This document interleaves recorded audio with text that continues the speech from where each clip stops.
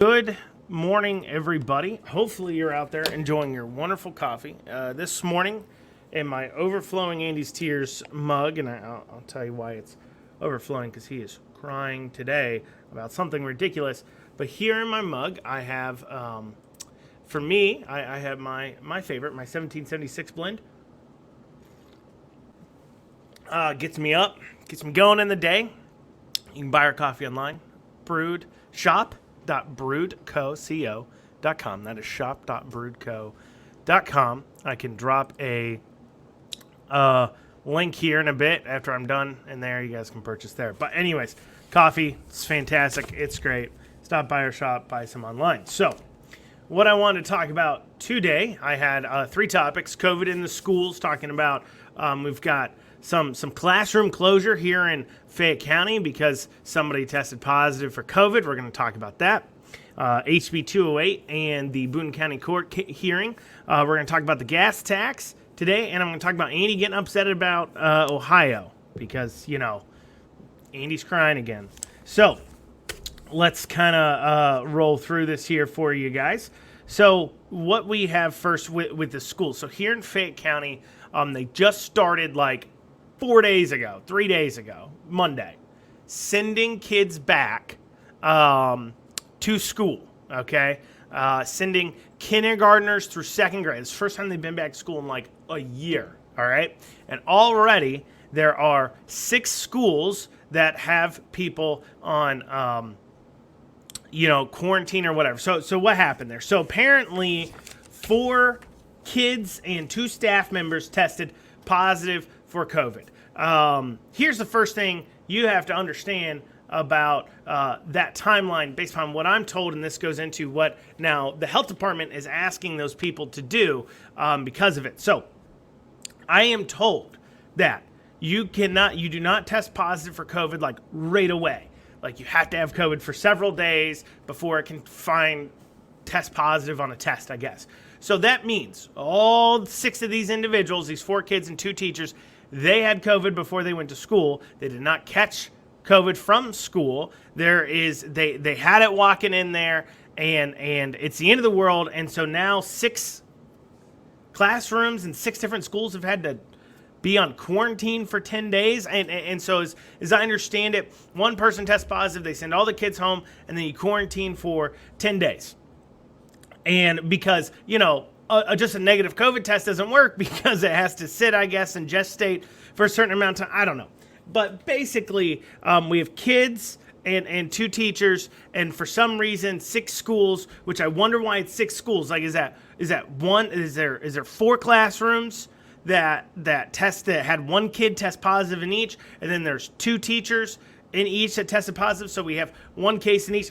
Long story short, if this is going to be the going on, it needs to be put a stop to it. I'm not trying to sound like a jerk, but I'm going to sound like a jerk here, okay? Here is the cold, hard facts, all right? 76% of our teachers here in Kentucky are between the ages of 49 and 20. That's not all the teachers. I understand that. I understand there's a lot of great teachers. They're older than that out there. But that is the average age of 76%. The average age of teachers in Kentucky is 41, with 76% being between the age of 20 and 49. Okay?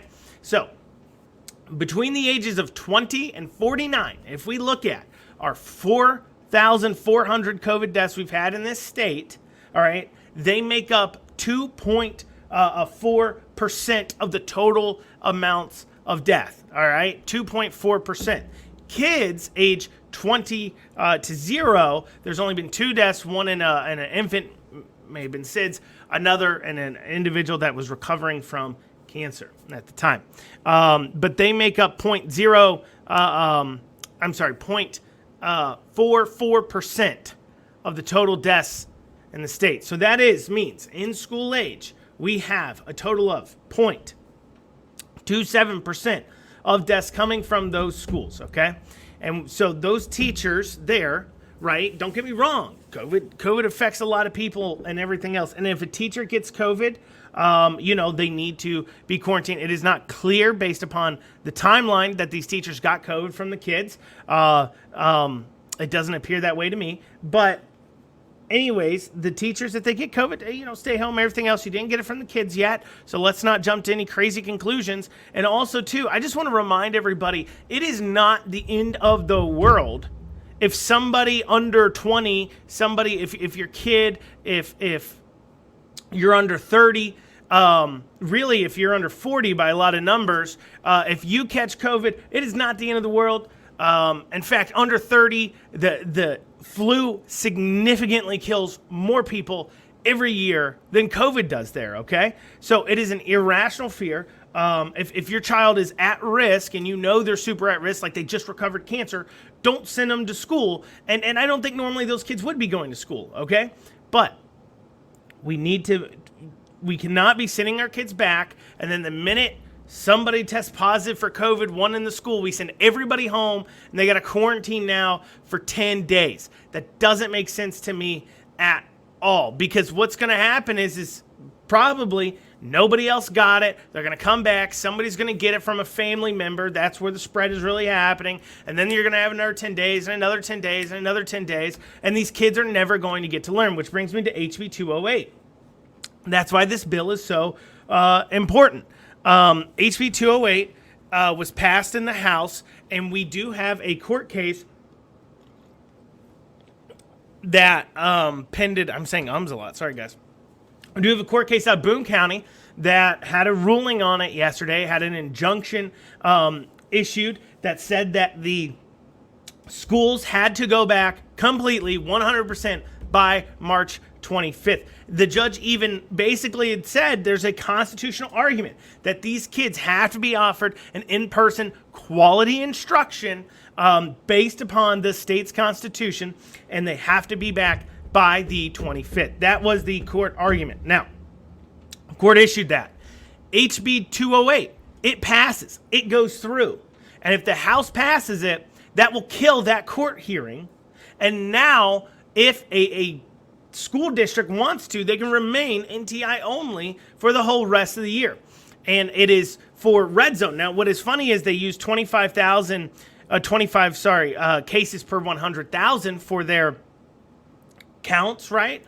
Here's what I find funny about that is the red zone as defined by the governor. And the governor, remember guys, made up his own red zone. The federal red zone is a lot different and not nearly as strict as the governor's red zone. So the governor made up a red zone, and then a Republican lawmaker got with KDE, Kentucky Department of Education, and wrote HB 208 that uses... And then after proposed it, and after it was found out that bill would stop the kids from going back to school, they go, well, man, I'm so sorry. I didn't know that, pretending they didn't know, because they can't admit they don't write their own bills. And then they went ahead and went back to that same KDE, I'm sure, had them write up an amendment that works, propose an amendment that allows schools to be off 1 day a week to NTI only, every single week, right now, no matter what, and then also allows, if you're in the red zone, to be NTI only. Lexington has been in the red zone forever, for a very long time, okay? If right now you think the kids in Lexington should go back, this bill with Amendment 5 disagrees with you and says the kids cannot go back. Now, the defense of this is to say, well, no, the district boards get to decide whether to go back or not. They've always gotten to decide. It's always been up to them.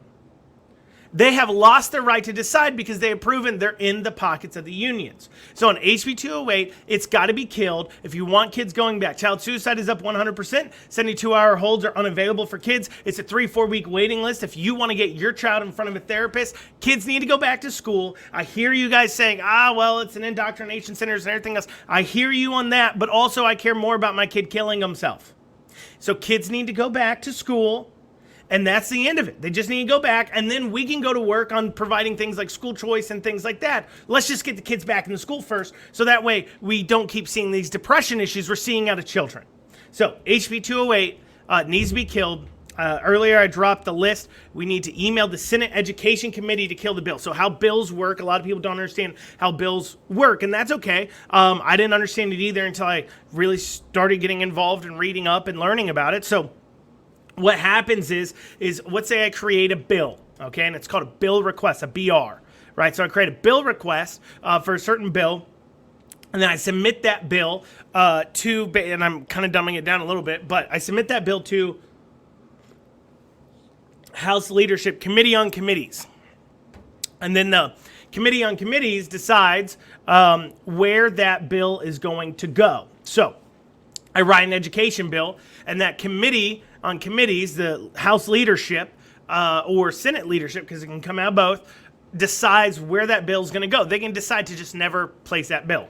But they place the bill in the correct committee, so it can get assigned to a committee. So if it's an education bill, it gets assigned to the Education Committee. And then what occurs is they go through the bill. They'll have some readings on it. They'll maybe call in the bill's writer to testify about it, maybe some other people to come in and talk about what's important in the bill, what's affecting their industry, what's not. And then the committee decides whether or not they want to move the bill from committee onto the House floor. Then once the bill hits the House floor, it gets voted on. Or the Senate floor. It can go in two directions, okay? So if the bill gets voted on in the House and passed, like HB 208 does, it now gets sent to the committee of the Senate. So it's in the Senate Education Committee. That committee can decide to not move the bill forward to the Senate floor. So the Education Committee can kill HB 208, which will provide an avenue for schools to not be required to maintain in-person instruction. I personally believe that the parents should get to decide on this issue. However, and we would love to have offered that. However, that's what we were calling about on HB 208 when it was in the House, when we said only vote for amendments 2 and 4, or 1 and 3, and then when and 4, right? It needs to pass it, needs these amendments. We were calling about it. They passed without those amendments. Instead, the original bill writer, Regina Huff, proposes Amendment 5, lies to everybody about what it does, because the feedback we're getting from the House reps when they're getting calls saying, why did you pass this bill, was, oh, I didn't read the bill. I don't know. And I know you guys are going to throw a fit. What do you mean they don't read the bills? Guys, I'm telling you, they do not read the bills, all right? They don't read the bills they vote on. They read the summary. That's about it. And then leadership will tell them how to vote. And unless they know a lot about a subject, they just vote. However, leadership has told them to vote and whatever the summary says. Well, the summary never mentioned anything about the NTI ramifications that this bill had. And that creates the issues that we're seeing here where people are shocked by it. And so they didn't listen to us calling, though. They didn't listen to us. So it got moved forward to the Senate. You didn't listen. Now we need to kill the bill. Kill the bill. And it was a funding bill, and I was willing to allow the schools to have their additional funding. It's kind of complicated, but I was willing to allow the schools to have their funding bill as long as my kid got to go back to school and wasn't going to be removed every single time somebody somewhere in the school tests positive for COVID because, ooh. And I was willing to do that. However, the House didn't listen to us. It got sent through to the Senate. Now we need to call and just kill the bill. Just kill it. Send the kids back to school. If you don't want your kid in school, homeschool your kid. That's basically what you're doing now anyways. It's an option that's always available to you. Just do that instead if you don't want your kid in school, and let the rest of the kids go back anyways. So we need to kill HB 208. It's in the Senate Education Committee. So you can call up that LRC message line, say, hey, I want to leave a message for the Education Committee, and kill HB 208, save the kids, kill the bill. And that is also on our Facebook post we made earlier today. Has the list of the emails for that committee member. Gosh, that coffee's good.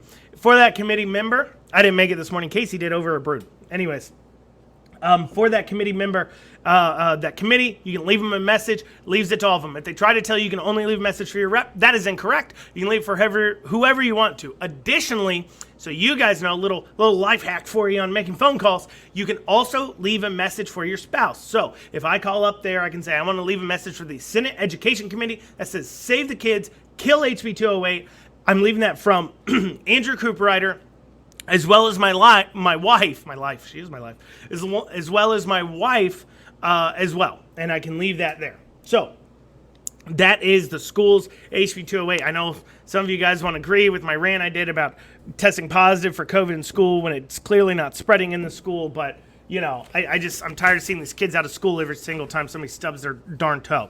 All right, let's talk about the gas tax bills, 561 and 508. Now, if I had to guess what is going on with the gas tax bill, HB 508, what it was is, so right now, first, to understand what these laws do, you have to understand where the law is at. So right now, 9% of your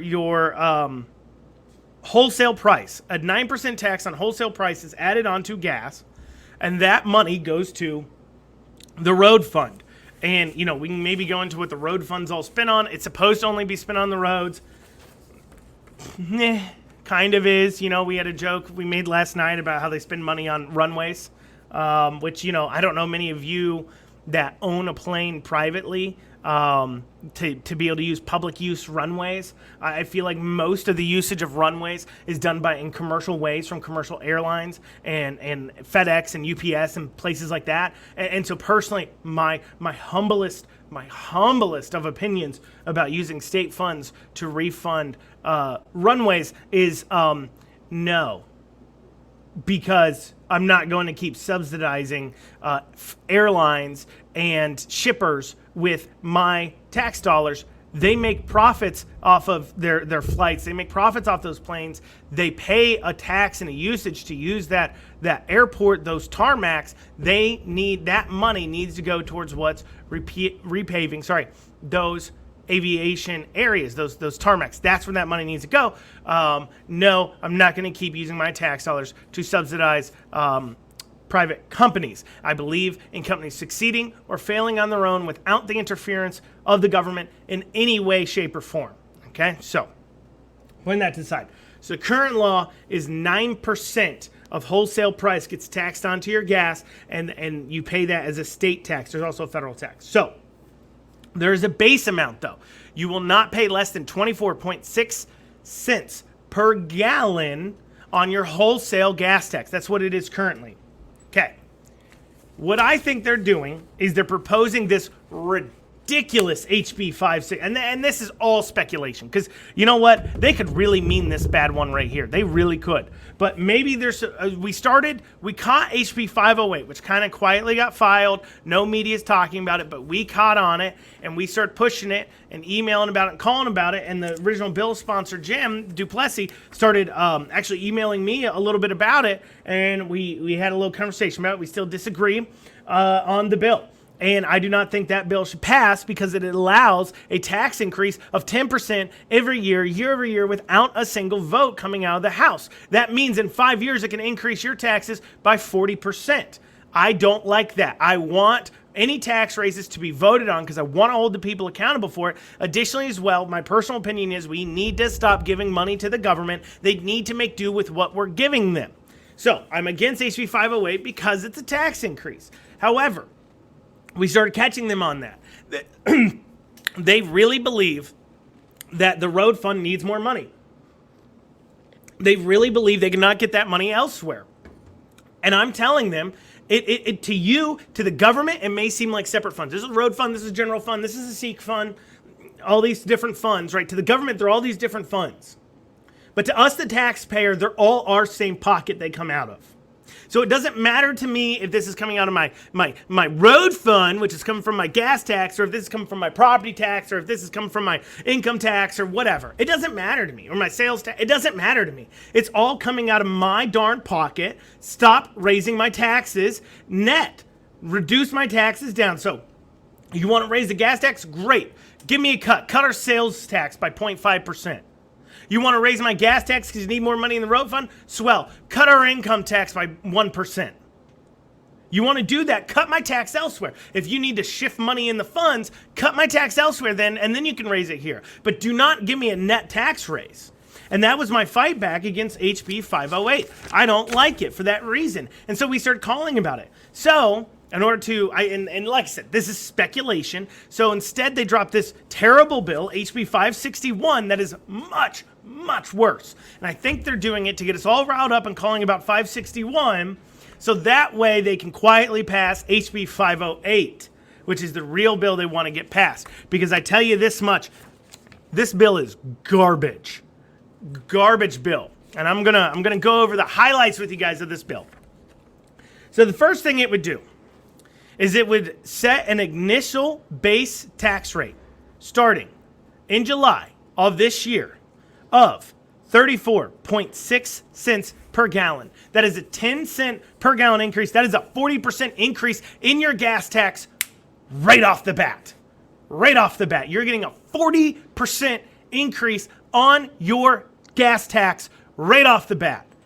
HB 561 for you. HB 508 will do the same thing, a 40% increase, but over 5 years. This does it right off the bat. And then on top of it, now it has an automatic raise feature, just like HB 508 does. And what that does is because they found that using the wholesale price of gas is too volatile.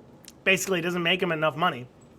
So instead, they want to use a flat amount, and they're going to raise it by 10% or lower it by 10%. As long as it doesn't go below $34 and I'm sorry, 34.6 cents per gallon. Sorry.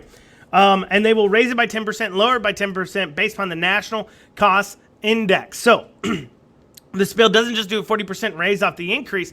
If highway costs raise federally by more than 10% or 10% each year over the next 5 years, your tax that you're currently paying, which you'd pay, I can't tell the future, so on the current calculation method, I don't know how much exactly you'd pay, but, your base is 24.6%. But under this, you could go from 24.6%, and in the next 10 years, you could go 1 year, 2 year, 3 year, 4 year, 5 year.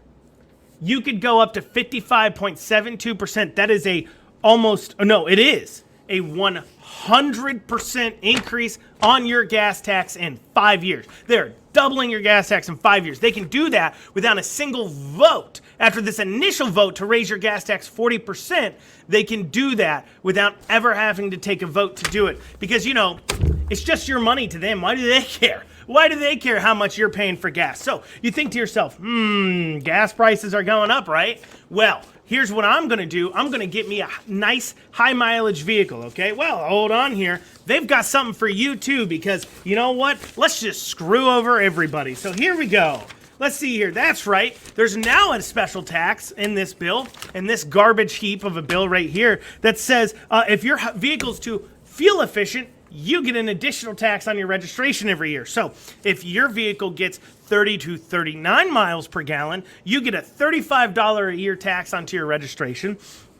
If your vehicle gets 40 miles per gallon or more, you get a $40 per a year tax on your registration. So you ask how do they figure this out? Well, they're doing off the average EPA listing. This is why this is so freaking dumb. It's so stupid for this reason. Who in here gets their EPA average MPG on their vehicle?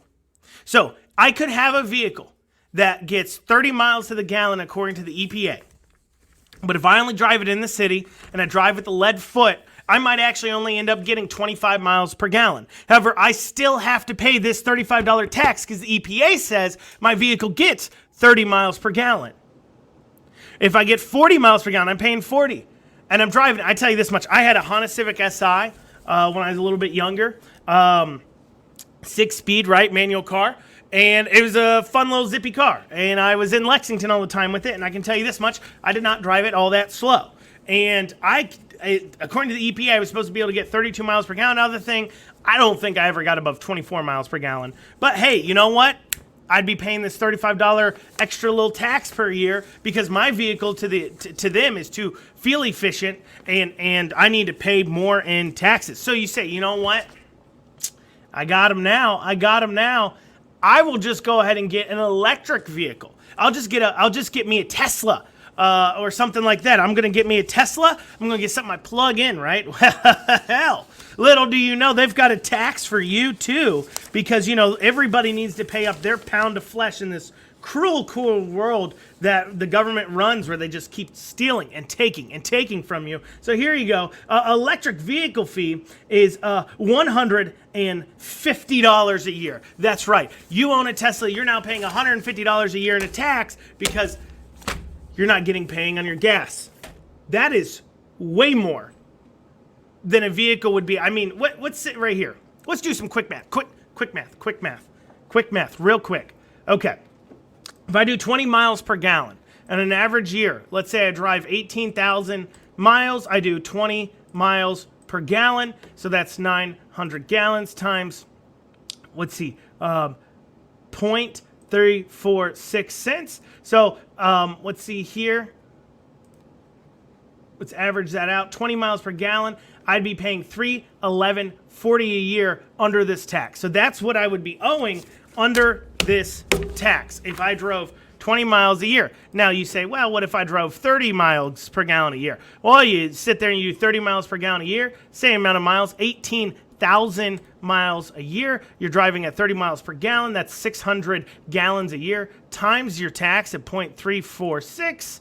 Let's see, that's $207. And we're going to go ahead, we're going to throw on here your $35 fee. And now you're paying $242.60. There you go. So that gives you guys an idea of what you're going to be paying. Let's say you own a truck, right? I own a truck. Let's say we own a truck, okay? And I average 15 miles per gallon because I drive around inside the city most of the time. And I'm driving 18,000 miles per year. If that is 1,200 gallons at 0.346 cents a gallon, you are paying $415 a year on gas and taxes under this plan. What do you pay currently under the same plan? Under the thing. So that same truck that's paying $415 a year right now is only paying 1,200 gallons a year times 0.246 is 200, and I might have got this wrong, so you guys can correct me, $224 a year. So you go from paying $224 a year to $415 a year. That is fantastic. That's great. Let's throw a parade for that. There's Republicans for you. That's a Republican-sponsored bill. And let's see here. The sponsors on that one for you guys, if you're so curious, Santero, Bentley, Bridges, Go Forth. Thank goodness it's not a tax on Ethernet cords. Health, Massey, Sheldon, and Smith. So there you go. That's what we're dealing with there. A crappy bill that was wrote to distract you from probably HB 508, the real bill that's going to end up passing, which only raises your taxes 40% over the next 5 years. You guys keep voting for these people. Let's primary them out and get rid of them. Now, my cup of Andy's tears here is filled with delicious coffee, but it was full. I had to empty it out of all his tears. He was crying over Ohioans getting vaccinated here in Kentucky. You know what? I just did precursor read on the thing. I didn't dig that much into it, so I'm about to make wild speculations here. So you guys can correct in the comments if I'm wrong, but I'm going to make some wild speculations. I speculate because, you know, I'm not an idiot and I understand that a lot of northern Kentuckians work in Ohio. That, in fact, I think I know 2 people that live in northern Kentucky that got vaccinated over in Ohio. That a lot of northern Kentuckians are getting vaccinated in Ohio. It just happens. It's what's going to happen across state lines. But there's also Ohioans, supposedly according to Andy Bashir, getting vaccinated in Kentucky. And Andy is crying about it. He's upset. He says the federal government needs to return from out of Ohio's fund of vaccines, needs to give Kentucky the amount of vaccines we've used to vaccinate Ohioans. It is unfair. Now, as I just stated earlier, if I was a gambling man, because a lot of people live in northern Kentucky, work across the river in Ohio, if I was it's a suburb of Cincinnati, if I was a gambling man, I would think that more Kentuckians have been vaccinated by Ohio and Indiana than they have been vaccinated by Kentucky. If I had to guess, I think that's the case. Additionally, like, who really cares? Like, it may sound terrible, but if I was the governor and Ohioans are crossing the border and getting vaccinated in northern Kentucky, or Indianians, Indianites, whatever, were crossing the river and coming into Louisville and getting vaccinated, I wouldn't be throwing a fit about it. I don't really care. You know why? If they're that close to the river because of, you know, my old noggin up here thinking away about, you know, isn't this about stopping the spread and everything else? If they qualify for a vaccine under our distribution and they cross the river to get it, chances are they cross the river often. Chances are, if we go back and forth across that bridge in Cincinnati all the time, I don't, but northern Kentuckians do, all the time, back and forth. Cincinnati, northern Kentucky, back and forth. Stopping the spread on either side of the river, if you think the vaccine does that, and if that's your goal with it, I'm not like I said, I'm not saying what I buy into or what I don't. What I'm saying is if that is your goal, then who cares which side of the river you're vaccinating people on, because they're all the same community. It is ridiculous. It's a ridiculous thing to be throwing a fit about, but he's throwing a fit about it because that's the kind of guy he is. He's just not a good person. He is not a good person. He throws a fit about stupid things like this, and he's throwing a fit and complaining to federal government because, oh my goodness, some Ohioans might have came across the river and gotten our vaccines. Who cares? Who cares? Because like I said, I guarantee you Kentuckians have gotten vaccinated by other states. And also, if you're that close to where you can cross the river to get vaccinated or vice versa, you're in the same community. Yes, you may be separated by a state line, but you are in the same community. You are, quote unquote, stopping the spread if you believe the vaccine does that. Regardless. That's my point on the day. Now, we'll be watching what they do today, so remember your call to action. We want to kill HB 208, so we're telling the Senate committee that. You might want to call and throw a fit about HB 561 and HB 508. Do both. I'm telling you, I think what they're doing is, what they're doing is they are distracting us, and this is just wild conspiracy. They are distracting us with HB 561 so they can pass HB 508. That's what I think they're doing. That's my opinion. Anyways, guys, you have a great day.